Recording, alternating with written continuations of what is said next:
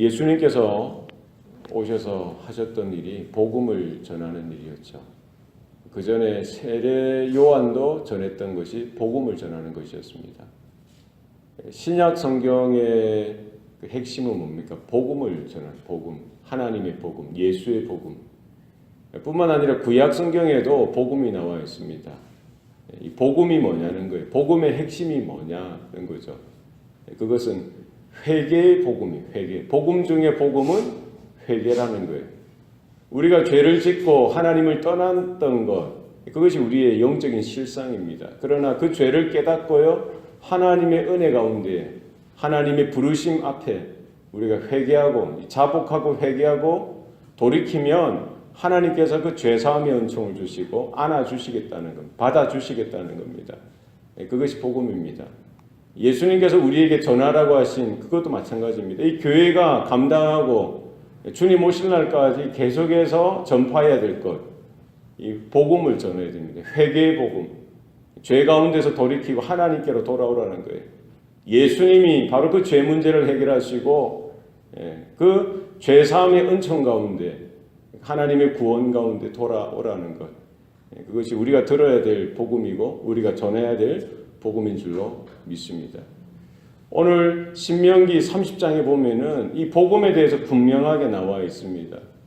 이제 가나안 땅에 들어가서 약속의 땅, 새로운 환경 가운데 정착해야 되고 적응해야 될 그 이스라엘 그 신세대 가운데에 하나님은 모세를 통해서 복음을 선포하시도록 하셨던 겁니다. 하나님의 말씀을 다시 확증하고 다시 강조하여 반복하여 전하는 것입니다.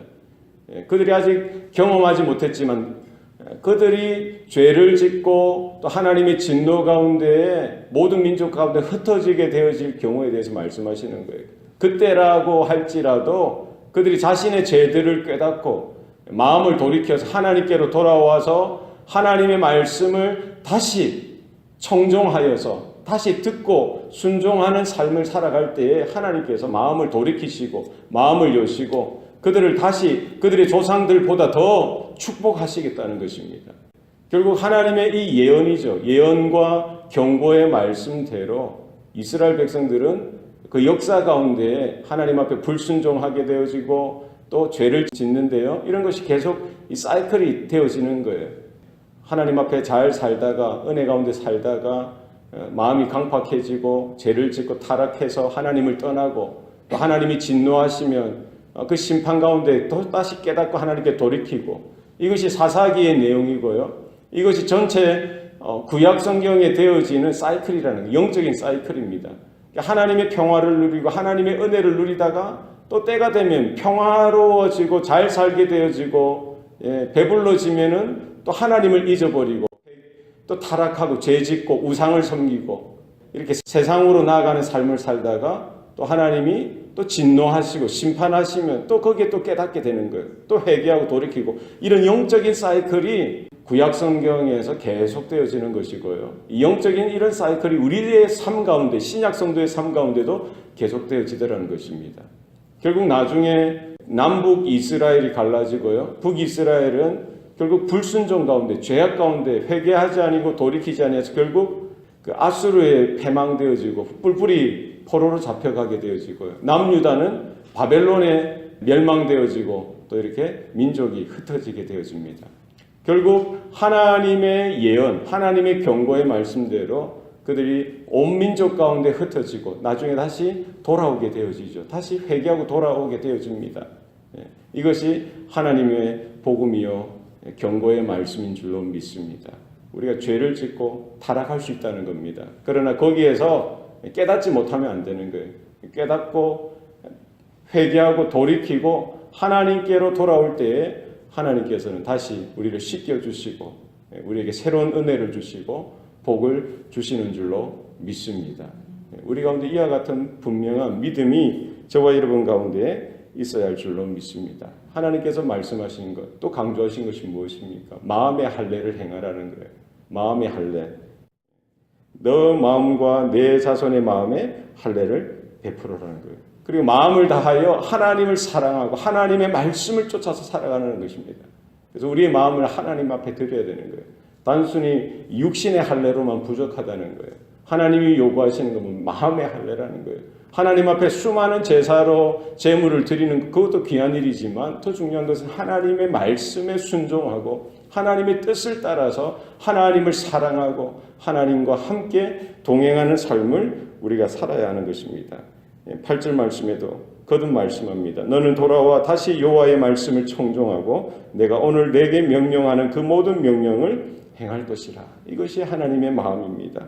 그 하나님의 음성 가운데 우리가 귀를 기울여야 돼요. 하나님의 명령, 하나님의 말씀이 멀리 있는 것이 아니라는 거예요. 오늘 본문에도 모세를 통해서 말씀하시는 게 뭡니까? 그 하나님의 말씀이 저 하늘 높이에 있어서 우리가 그 하늘로 가서 그 명령, 하나님의 말씀을 듣기에 받아들이기 힘든 것도 아니라는 거예요. 하나님의 말씀이 저 바다에 있어서 그 하나님의 말씀을 우리가 가져와서 우리가 듣고 행하기에 순종하기에 이렇게 어려운 게 아니라는 거예요. 하나님의 말씀은 어디에 두셨다는 거예요? 우리의 입술에 두셨다는 겁니다. 우리의 마음에 두셨기 때문에 그 말씀을 우리가 고백하고 마음에 새기는 대로 그 말씀을 우리 영혼이 듣고 우리 귀가 듣고 순종하고 청종하도록 듣고 순종하도록 하나님께서 명령하고 계시는 것입니다.